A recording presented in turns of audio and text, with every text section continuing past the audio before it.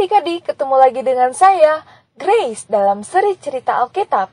Kali ini dengan judul Jangan Lepaskan. Ayat hafalan kita tertulis di dalam Wahyu 3 ayat 11. Peganglah apa yang ada padamu supaya tidak seorang pun mengambil mahkotamu. Pekabaran, ketika saya taat kepada Tuhan, saya membuat pilihan yang tepat di persekutuan saya. Dapatkah kamu mengingat suatu waktu ketika seseorang memintamu melakukan sesuatu yang kau ketahui salah? Apakah yang kau lakukan?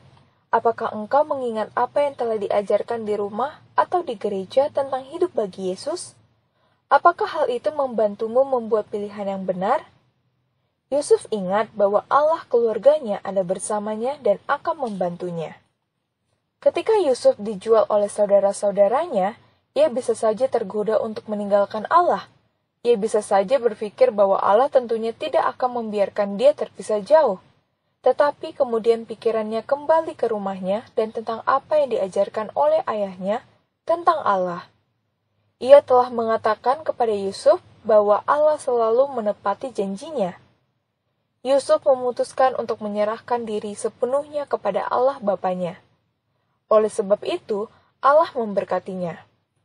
Alkitab berkata, Tuhan menyertai Yusuf. Ketika Yusuf dijual kepada seseorang yang bernama Potifar, Allah juga menyertainya dan memberkati Potifar juga.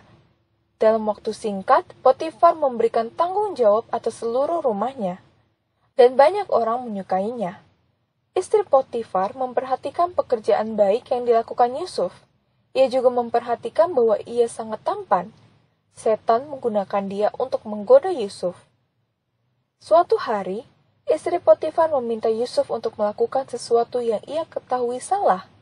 Karena Yusuf sangat dekat dengan Allah, ia berkata, "Tidak."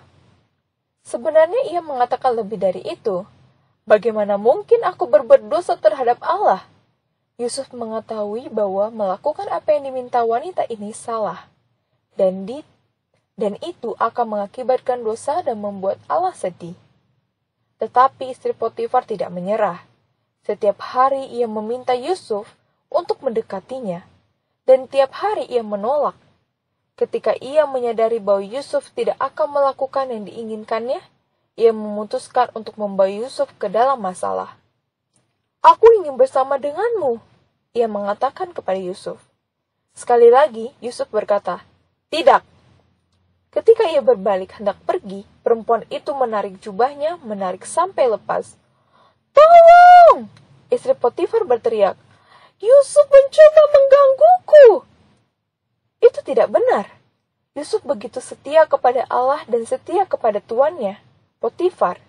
Tetapi istri Potifar menunjukkan jubah Yusuf. Ia mengatakan kepada suaminya bahwa Yusuf telah menyerangnya dan meninggalkan jubahnya. Maka Potifar memasukkan Yusuf ke dalam penjara.